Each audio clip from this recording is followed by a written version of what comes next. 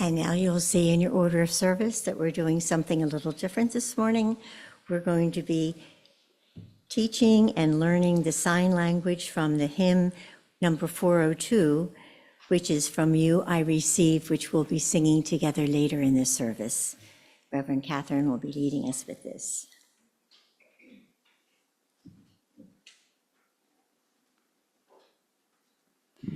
So you know how everything sounds fantastic in your head as you're starting it? It was as I was sitting there, I realized, how am I going to hold a mic and sign at the same time? So I'm actually going to have to ask you, Annie, to say the words into the mic so I can sign, because I can't do both.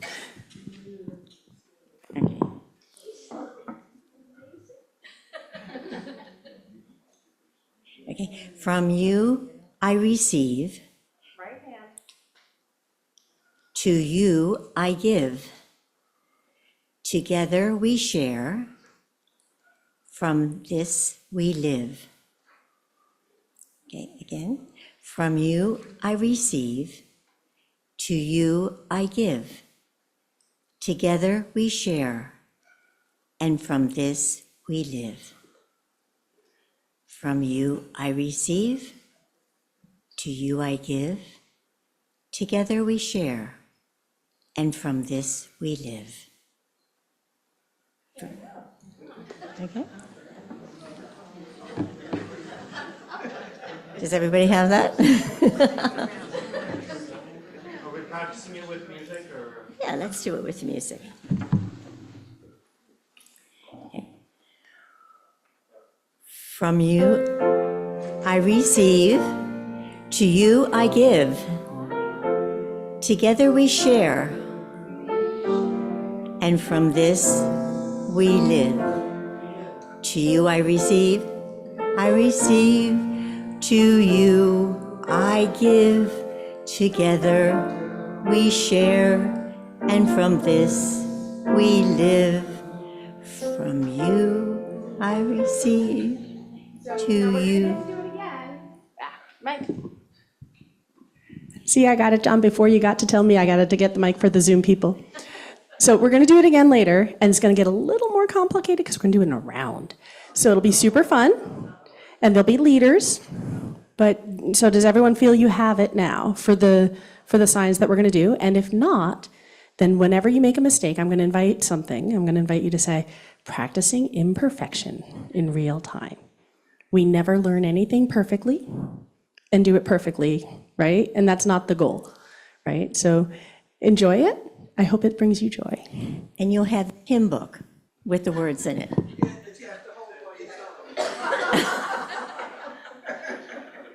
So we're done for this? Okay. We're good, says Reverend Catherine. Okay, good. Well, good morning, and welcome, members and friends and visitors, both in our sanctuary and on Zoom, to the Unitarian Universalists of the Chester River, a church that is special in our lives, active in the world, and grounded in love and justice. I have read these words before, but after the happenings of the last couple weeks, they seem to have new meaning for me when I read them.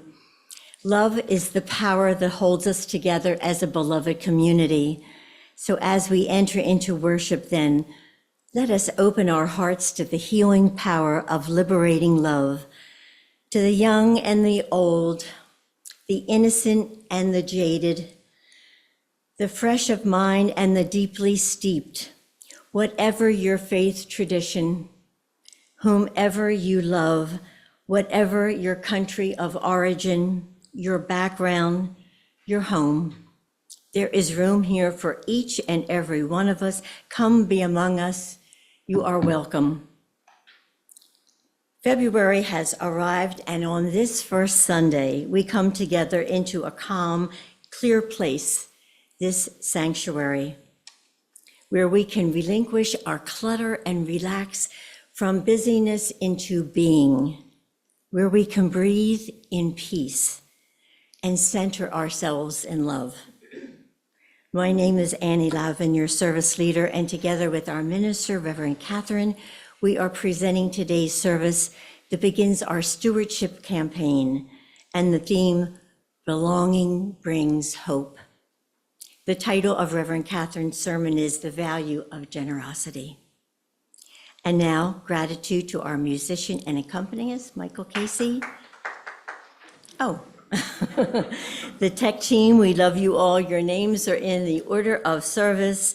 Coffee hostesses, greeters, RE, folks that are with our children. And I'm just going to give a special shout out this morning to our hostesses. I guess many of us forget that early in the morning, before we even come to church, there are folks that are here setting up the coffee that leave our services before they're over, and they're getting things ready outside, ready for us to enjoy the coffee and so forth. When we're leaving the parking lot, they are having their hands in sudsy water, cleaning up for next week, and you thought that all happened miraculously. Or maybe you thought your mothers came and cleaned up after you. I'm not sure which, but we are grateful to them all. I have no announcements that have been given to me, so if your phones are silenced, we can now begin our service. We will begin with the chalice lighting. The words are in your order of service. And Reverend Catherine will lead us as I light the chalice.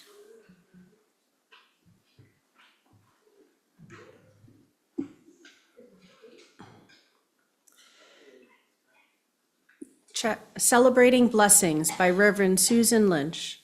The flame we kindle in the chalice of faith holds blessings of warmth and light and life-giving energy. It shines forth as a beacon to guide us all home. It lights up our longings to connect and to share. It possesses a power to shape the world, where equity and compassion reign supreme. May this warmth and light and life-giving energy celebrate the blessings we have claimed and help us extend them in hands and hearts and offer these blessings to all.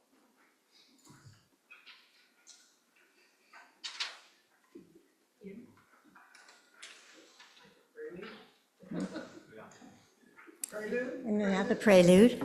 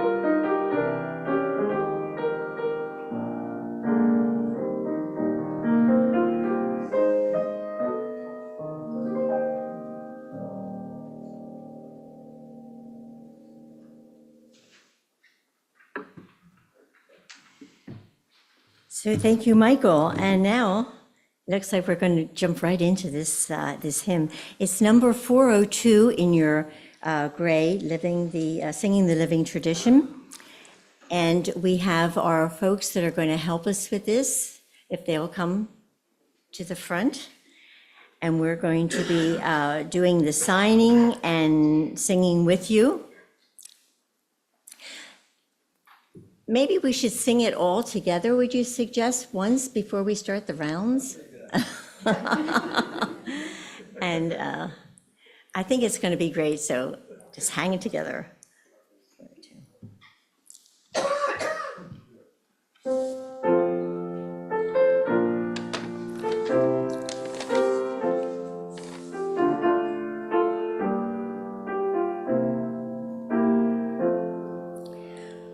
From you I receive, to you I give.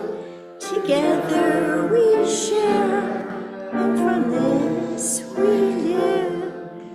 To you I receive, to you I give. Together we share, and from this we live. We'll try around. I'm ready. Are you guys ready? Sure. All right. Two Okay. groups first. Two groups.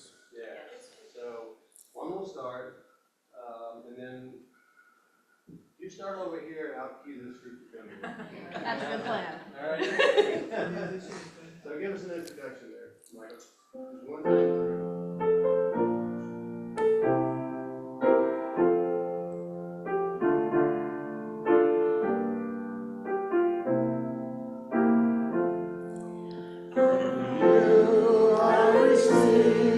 To you I give, together we share, and from this we live.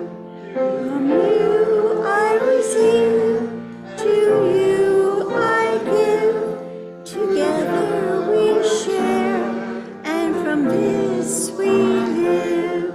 From you I receive, to you I give, together we share, and from this we live. You I receive, to you I give, together we share, and from this we live.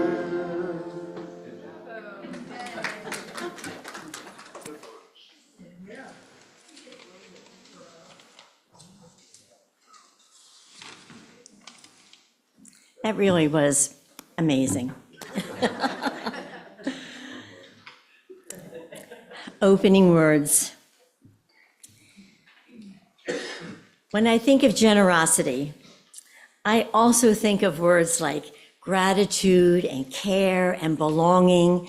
And I feel small as I catch a glimpse of myself in that beautiful mirrored ball of creation as it circles around a tiny little speck of myself. I feel overwhelmed by the magnitude and the generosity of the universe. And how do I fit into this? And then I remember the quote, "If you think you're too small to be effective, you've never been in bed with a mosquito." And then I begin and I try. And so for me, an easier metaphor would be to think of gratitude as a thread that connects me, winds itself around each of us, and we in turn naturally feel ourselves leaning in, wanting to give back. Think about it. Simple. Isn't it so? That's the way of the world. We've all felt it. Once we're grateful, we feel a connection and a sense of reciprocation sets in. We begin to care, to give back. We want to protect and help grow, whatever it is, whether it's a person, an idea, a faith community. I remember when I first chose this faith community, and I say the first time because every time I walk through that door, it's a fresh choice with a fresh intention, a new commitment. And I do love that idea of choice. It never gets old, unlike my childhood faith, which I still honor. But when I think back to those earlier years, I feel the bonds that I struggled against for too long, feeling entrapped until I grew to realize no one was trapping me. It was ultimately my choice to stay in bondage, and as well, my choice to break free, until one day I was finally able, and now with gratitude, I exercise that sweet freedom to choose my faith again and again, as I do with everything that I love. And I never take that for granted. Nor do I take for granted having this safe place to come to in an increasingly unfamiliar world where I seek like-minded souls, a place to feed my hunger when I need to delve into faith issues, social issues, and reach out with love to touch and to heal what's within my reach, and then to go farther yet with those whose vision exceeds my own, and that alone is an inspiration. This and so much more I find here, and the grateful heart wants to give back, wants to reciprocate, as in the many ways that seem right to do, to keep that chalice burning. And so I do that, and we all do that. And so at times like these, on these special Sundays, when we're reminded of gratitude and generosity, I'd like to think back not too many years ago, maybe 19, ooh, that's a lot, like maybe 2004 or 5 or 6, when there was a dusty old lot here at 914 Gateway Drive. Gateway, a newish community way outside of town. Who'd ever want to go out there to go to church? Oh. With straggly weeds and clumps of earth, it looked pretty empty. And meanwhile, in Chestertown at the Quaker Meeting House, UUs were gathering. They were a strong, loving, young fellowship, and they were hearing a call, and they were wanting to give back, and they did. And a dream of a building took form, and with vision and love and yeoman work from so many and strong leadership, and I have to mention Jim Lavin's name here, and UUCR built its home, no more renting space. And the weeds disappeared, and a church home was built for those folks at that time, a number of whom are still here today, and for many who have found us over the many years in between, and the many who will find us in the tomorrows ahead. A needed liberal faith in this community, in this world, a voice needed now more than ever before. There have been so many calls to which answers have come in the ensuing years. Some make me smile today, but they weren't so funny at the time. Like the time when 40 plus, maybe 50 young trees were delivered in this lot next door in an evening, and the next day Unity brought a bunch of young men and they dug 40, maybe 50 holes, and they planted those saplings, and they were no taller than me. And it was a hot summer and there was no rain, and those little guys were shriveling up, and we thought they were all going to die, and people from this community just came out, and we were watering them and dragging hoses all through that lot.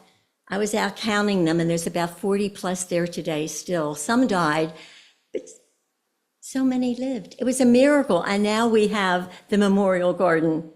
Talk about miracles. A call came, and it was answered.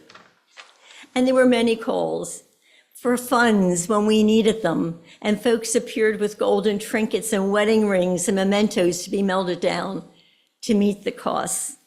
And I look around, and there's so many, too many to mention, of love and generosity, and the call is always answered by this congregation. And I'll end with the most important call of all, that initial call that was heard in Chestertown, that still resounds every day to this day, the one that you and I hear daily, to live out the principles which are the bedrock of everything that we do. And so from those earliest days, the paint hadn't even dried on these walls, and folks got to work with human rights and social justice and green sanctuary and LGBT issues and worship, which we all know is the heart of this church, and civic and community involvement. And there weren't many of us, but boy, the UUs were there, and this young church was not to be stopped with answering the call, and with gratitude gave back to keep the chalice burning and keeping it alive to this day, as we do every day.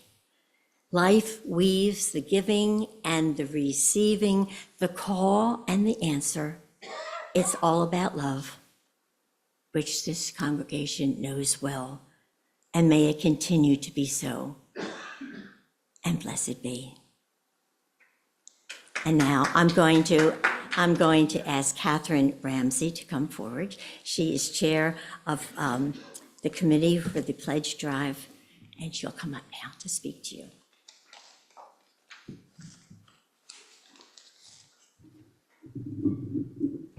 That's a serious act to follow. I've been on the Pledge Committee for a couple of years. Jackie Mathwick led the group for many years, and this year I chose to do it. It's been really interesting. One of the things I asked was all of you to send me an email of what being in this church means to you. What does this church give back to you? Why do you come to this church? And I have collected some of these. Hopefully some of you read one in Reflections. We're going to put one of those every week in Reflections during this month. And then I'm going to read another one every week in this service. So here's the one for this week. Listen to the words of one of our newest members about why she joined. The UUCR is friendly, wise, caring, and spiritual. I felt immediately welcomed to UUC from the very first Sunday gathering I attended last summer. The commitment of everyone shares for justice, compassion, and equality feel very authentic to me and uplifting, especially in these times. It's wonderful to be part of this community. This community does not appear out of nothing. This community does not continue from nothing. We all have to support it, both with our energy that we bring with our ideas, with the parties we have, but also with our pledges. So that's what I'm here for this year, is to kick off our campaign to help us raise funds to support this community. And after the coffee hour today, we have some good snacks for you. And then we're going to come into the sanctuary and hear about where does our money come from to support this church, and what does it go for? How do we use our money? So what is here for you today, in addition to talking about it, in the lobby we'll have your pledge package. And what that is a copy of the budget, which Tom Tantarski is going to present after the service. It will have a pledge form where you can demonstrate your commitment to this church. I'm not asking you to give me a check today. What I'm asking you is to think about, what does the church mean to you? What does it give back to you? Why do you keep coming? Why do you come to the potlucks? Why are you active in this community beyond the church? And both Annie and Reverend Catherine continue to talk about the gratitude we have and the generosity we have. So the pledge is an opportunity for you to make your commitment to support this church. So we'd like you to fill out your pledge form of how you're going to commit to the fiscal year coming, which is 25-26. We still have a few months of last year with us. And then we also will have a Zoom of the presentation that Tom is going to do. It's going to be on a different link. For those of you that are watching on Zoom, the link was sent in the reflection services this past week.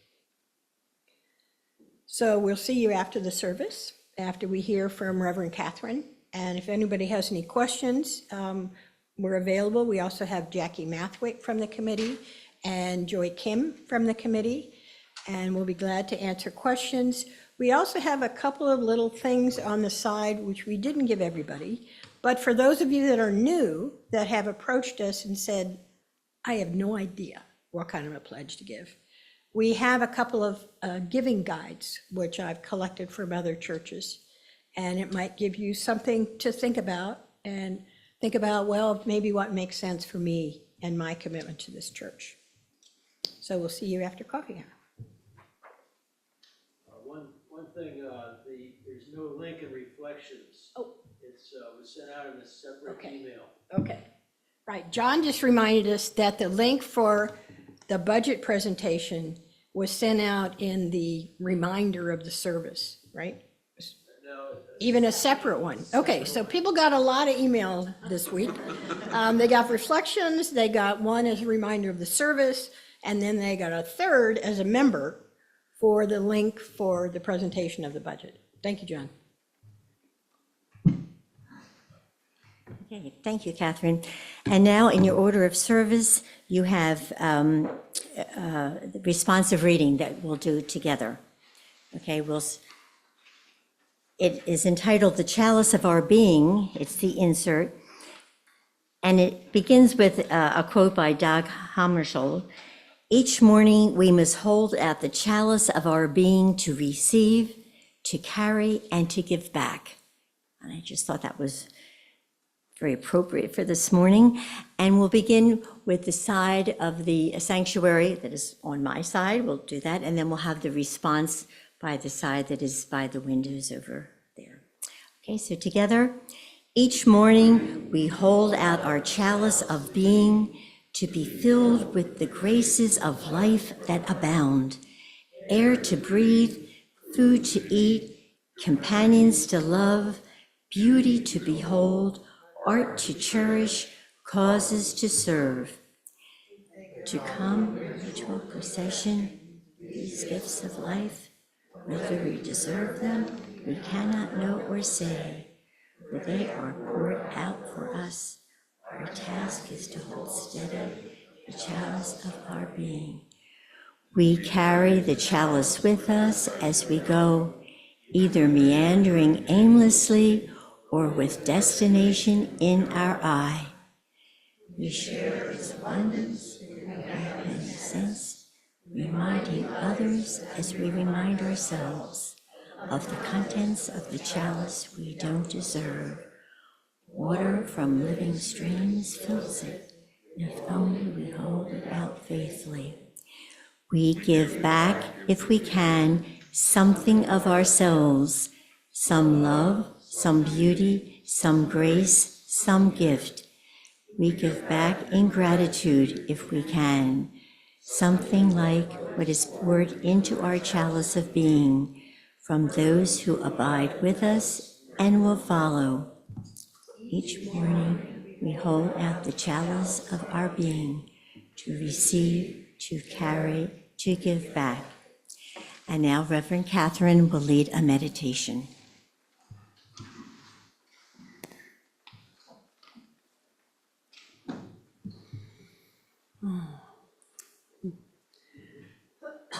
And I invite us into a sacred pause, a pause that lets our minds still and our breath deepen.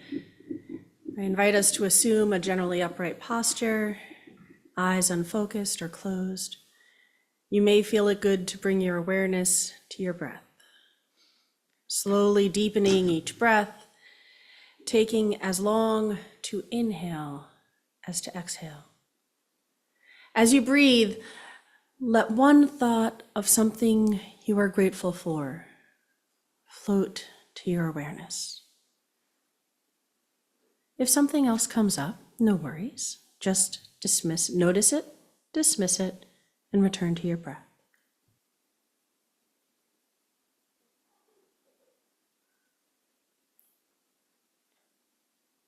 As we continue to breathe, invite a second gratitude.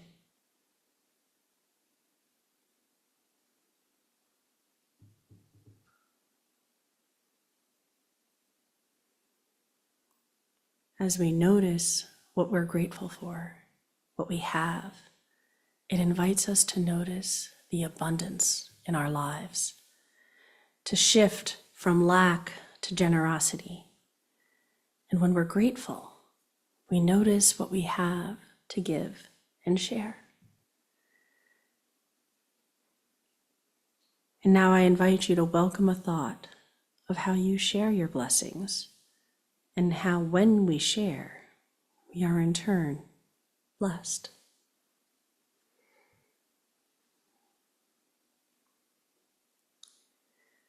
I'm going to invite us into some box breathing. Please listen to your body if this doesn't feel good, and do what your body needs.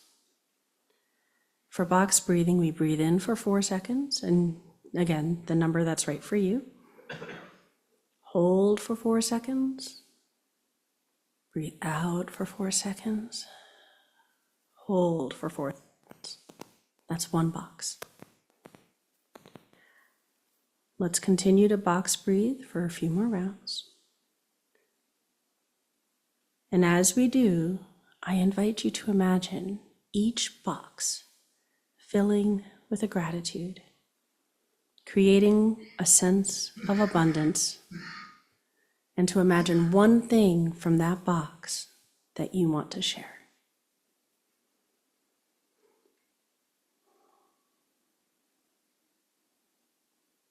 Let's take 3 more breaths, and when you're ready, open your eyes.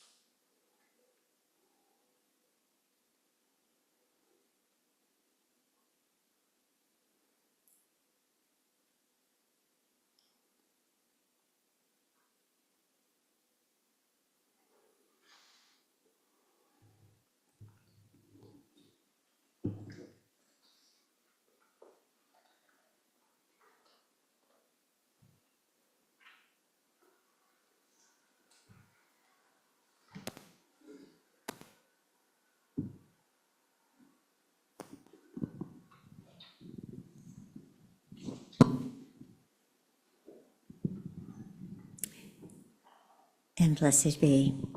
And now we have joys and concerns. This is a special time when we share the joy and the concerns in our life, the bright spots and the shadows. And we invite you to come forward. I'll light a candle and you can share with the congregation. It brings fellowship, it brings love into each of our hearts.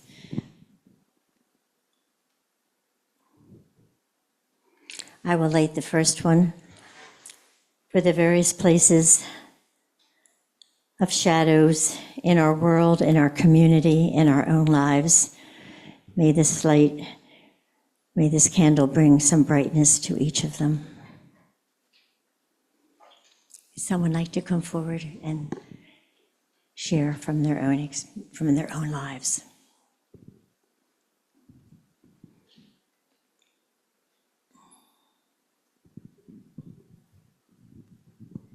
I heard a story yesterday.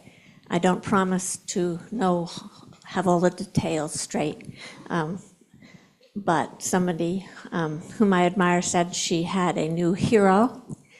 This person works for the federal government, I think for AID, and got a call from the administration that he was to call another 30 people or so and let them go. He put the phone down. I think he had a few hours that they had given him to do this. He looked into the files of these people. He did not think that they in any way deserved this dismissal. He called back the member of the administration who had given him this order and said that he had done research and that they did not deserve this treatment, and that besides that, it was illegal. And he put down the phone. He got an immediate call that he had 2 hours to clear out his own desk and get out of there. He called these folks and told them that they had 2 hours and that he still considered themselves members of AID, that things might well change for them, and he said goodbye. And he was ushered out of the building.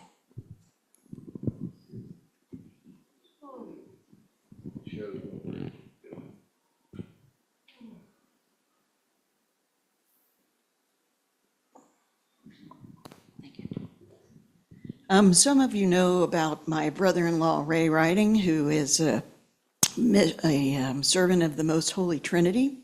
He has been part of that order of the Roman Catholic Church for 50 years.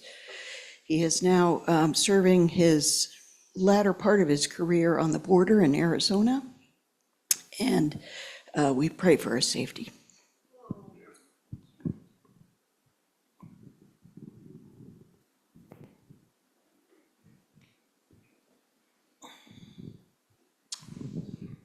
Some of you may have seen the play Noises Off at Churchill Theater a couple of years ago.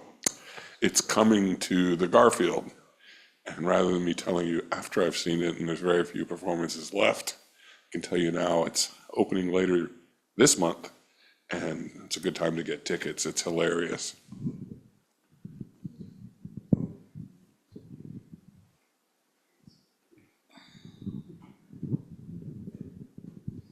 Good morning. Lynn and I had the great pleasure of visiting Cuba a couple of weeks ago. While we were there, President Biden changed the terrorist designation for the people of Cuba. And President Biden, and I can tell you the people of Cuba are not terrorists. We were welcomed. They're very loving people and creative.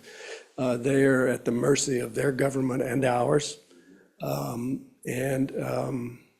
learned a whole lot. Right after Trump was inaugurated, he put it back. He changed it back to designate the Cuban people as terrorists.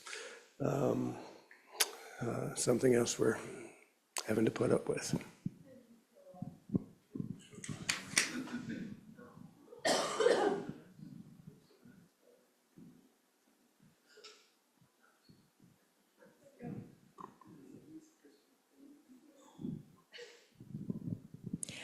I'll light a final candle for any joy or concern that is still in your heart. We'll hold that in our hearts for a moment of silent meditation.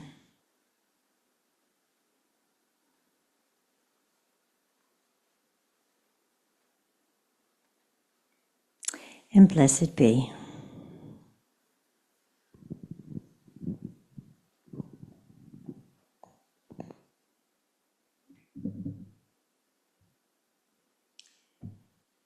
And now we have the offering to support the mission of this congregation, of this church. We'll pass the baskets with gratitude to you.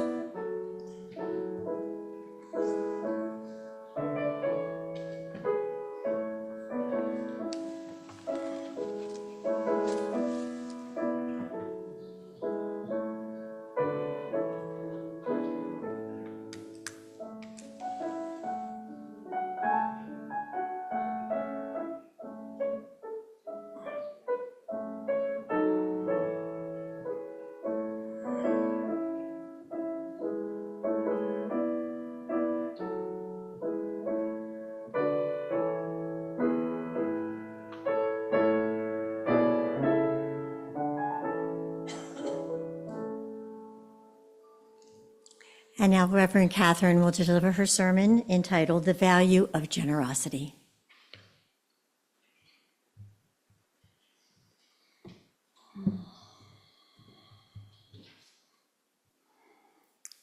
So as we talk today, I'm going to approach the theology, which I define as what really matters, of generosity, in the value of generosity. And the title is also a little bit of a pun to invite us both to discuss generosity, which is one of our new UU values, and how being generous brings value to our lives. Let's start with the UU value and the definition. Quote, generosity, we cultivate a spirit of gratitude and hope. Notice the link between generosity and gratitude as we've explored throughout our service to this point. When we're grateful for what we do have, it invites us to notice our opportunities to be generous. And here I want to build on that and add a link of cultivating a hopeful spirit. Many of our Black, Brown, Indigenous, BIPOC, persons of color, siblings have been critical of hope as a path toward inaction. And most of us have probably experienced that, right? Oh, wow, that stinks. Hope it's better tomorrow, right? Dr. Miguel de Torre describes hope in that context as a Eurocentric faith concept that can offer a spiritual release. I don't have to do anything, right, without addressing the issue, or a physical release. It allows people to accept their circumstances without engaging in what's causing the harm. And that's a pacifying hope. And I'm grateful to him for sharing that as a danger. The hope in our UU values aspires to be different. It starts with the action of generosity, cultivating, right? And anyone who's gardening, active, right? Cultivating gratitude and hope. It's something we grow by what we're doing. This spirit leads us towards an active hope, a hope that inspires us to do hope. Authors Joanna Macy and Chris Johnstone have a wonderful book, Active Hope, for those who want to explore that concept in a lot more detail. For today, I want to return to that this hope is started with the action of generosity. That action came, in our case, in our UU values, with implementation instructions, if you will. It's a covenant statement. We covenant to freely and compassionately share our faith, presence, and resources. Our generosity connects us to one another in relationships of interdependence and mutuality. And as I read that, I'm resonating back with what Annie shared as that string of connection earlier in our service. And in these times, sharing our faith and our presence and our resources is so vital. Today, as we launch our Stewardship Month, I invite us to explore this covenantal statement. It invites us into practicing an everyday spiritual practice. I want to highlight that this is something I see abundantly in this community. You live your theology of relationship and interdependence and mutuality. You celebrate your joys and triumphs and landmark events, and you hold each other in care.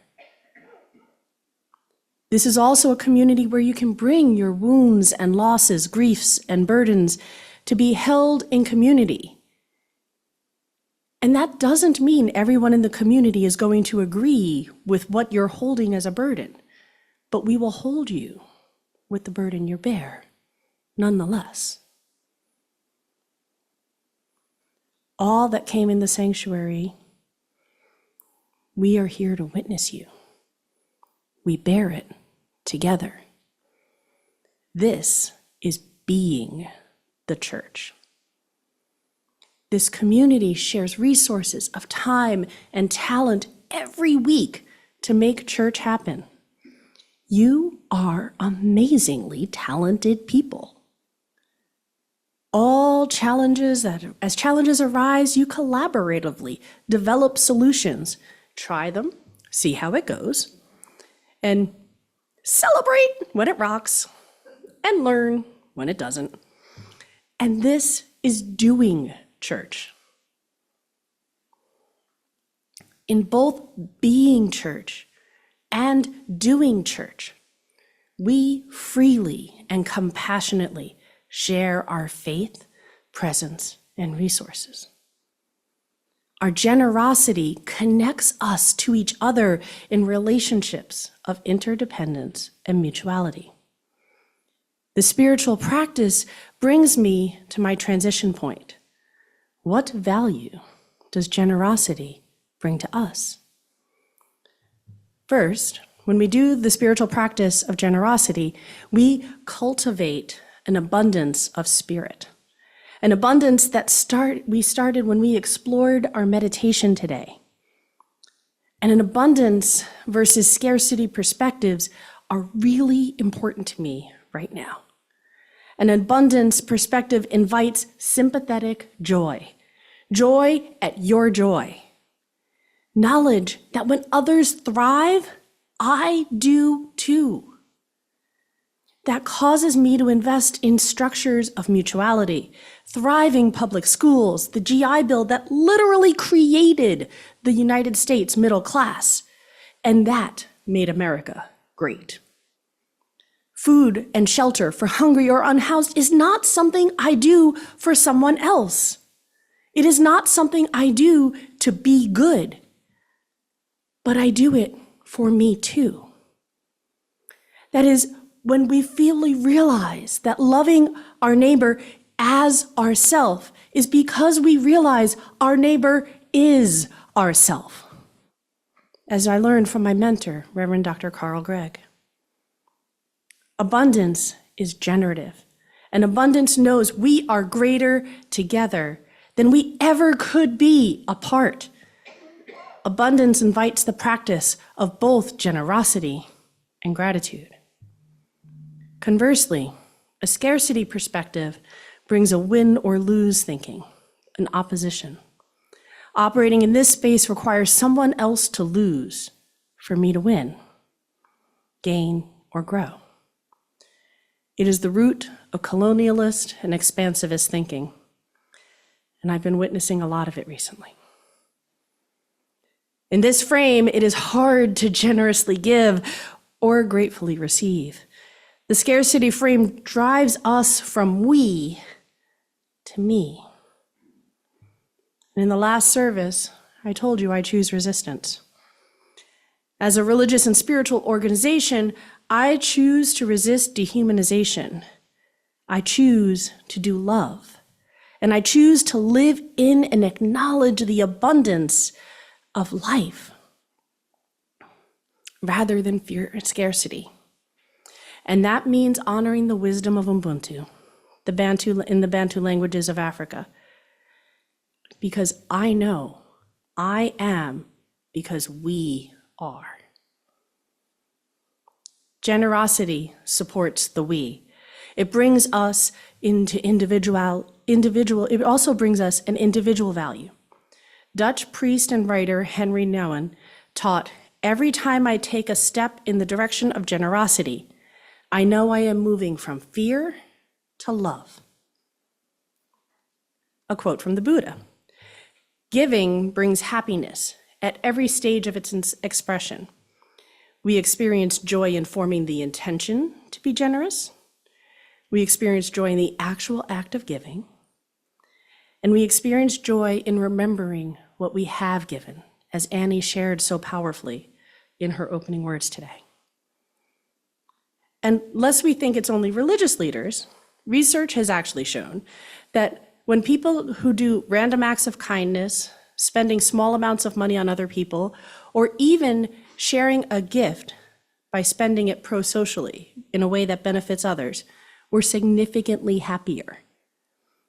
One of the people interviewed for the Generosity Path, a book, The Generosity Path, Finding the Richness in Giving, summarized it as, when giving, in addition to feeling good about it, you are also receiving something of value. So getting involved is a learning process. And this community already knows that. So as you all know, this is the start of the month that we talk about the treasure it takes to fund the congregation, the treasure it takes to do our work in the world, and the treasure it takes to support each other. This is the month we talk about budgets and dollars, and most of that will come after the service today. Catherine, throughout the month, has and will be sharing stories of, not me, the other Catherine, or one of the other Catherines, has and will be sharing stories from the congregation and what it means to people. And that's what I ask. Today and throughout this month, I invite you to reflect on the value of this congregation, relationships in the community, and it brings into your life, and to give what brings you joy. I do not want you to give till it hurts. That's not giving. I want you to give what gives you joy and what feels generous for you at this phase in your life. we create more by thriving. And when I invest my resources in each other, we support emerging future leaders, we thrive a little better together, and we invest our resources in each other's story. We build a story that creates the we and supports all of us. When we invest our resources together, all our resources, we weave a fabric of community and have the opportunity to bring our values about in the world. We live in mutuality, interdependence, and these concepts are fundamental to my UU theology. They really matter. In the deepest levels of interdependence is where I find the divine. So I want to close with another thought from the generosity path. The most basic and sometimes most difficult form of generosity is allowing someone to be present with you, to witness your grief, to hear you in your questioning, and to join with you in celebration. And I want to thank you, each and every one of you, and as a whole, for being a very generous congregation.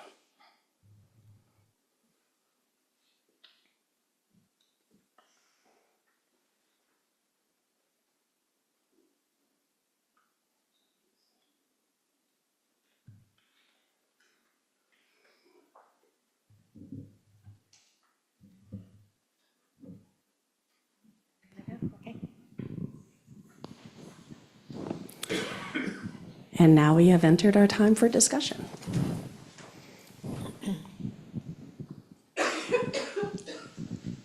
I have the mic if anyone would like to share a thought or two.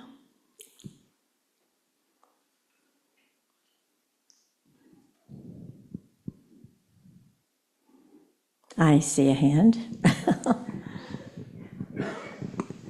I'll start. MQ Writing here. I agreed to be the president 2 years ago, and it was for a one-year term, right? I believe that we give treasure that is our time, is our efforts. It's also dollars and cents, sure, but really it's about us being a part of this community, whatever way we can. And sometimes, since I grew up in an Episcopal military sort of church thing, it's sitting in the back, right, and not doing anything except putting your dime into the offering. And then there's other times when you just take over coffee because nobody else is doing it. And there's times when people just need a smile, and you give it. So that's kind of where I got from both of you. And everyone on Zoom, you're able to do this because of the talents that are already given by others in our community, right? There's so many ways that this community shares your talents into doing church. Yeah. Let me pass, I'll give you the mic. Yeah. How many members are there at this congregation? We can't all hear. That's why we do this. How many members does this congregation have? Thanks. I see MQs standing. Yeah, right now, we're at a robust number of 64. That's a pretty big number for this church. Vida? We've mentioned this several times about our beginnings, and I'm thinking of John LaFurla, who did so much. He would come here with his doctor's outfit still on and be painting and pounding, and I carry a lot of blessings for John. Thank you, John. Yeah, about the mic, I know we've gone through so many. We had, when we didn't use the mic so much, we'd have people in the back who would say, can't hear you, and all kinds of things that would, but we use it mainly because a lot of us can hear. And so a lot of us, project our voice and some don't, so that we do this as a gift of love for everybody. So it might be a pain, but we use the mic. And for the people on Zoom. Yeah. Anyone else? Okay.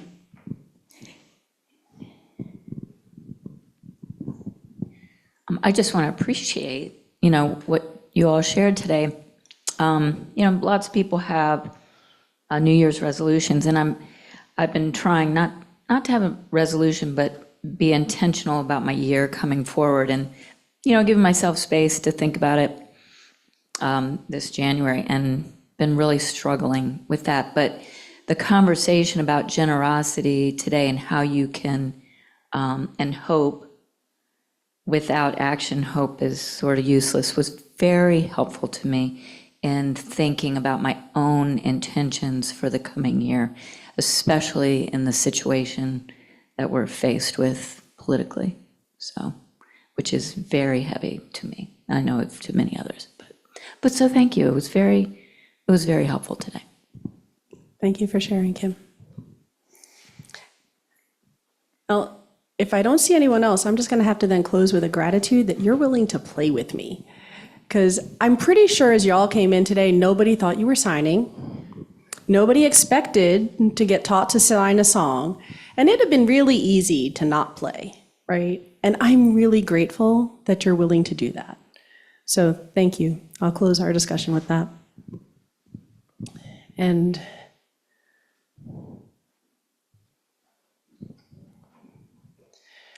I'll quickly offer just my routine closing words that as we prepare to go forth into our larger community, let us bring our calm and open hearts, make peace and grow in wholeness, live in integrity, practice possibility, live in the spirit of life within ourselves and all living things, and being fully present to each moment of this one wild, wonderful life. And now we'll extinguish the flame. Oh, we haven't, yes. Hymn 404, how could we forget that one? Do you want me to run through it before everyone sings it? Sure. Yeah, 404.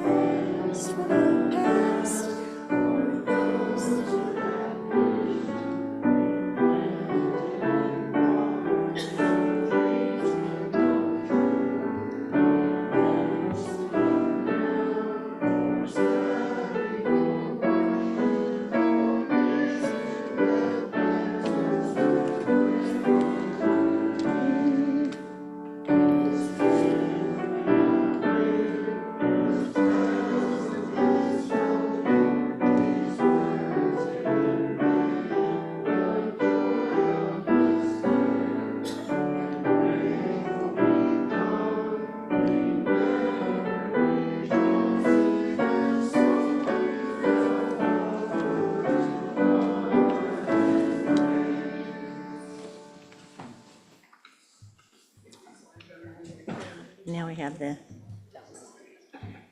and now we'll extinguish the chalice. The words are in your order of service. We extinguish this flame, but not the light of truth, the warmth of community, commitment. These we carry in our hearts until we meet again.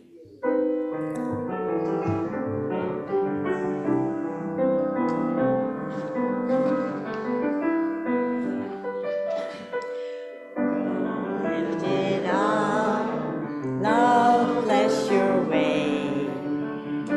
Light starlight guide your journey into peace and the brightness of day.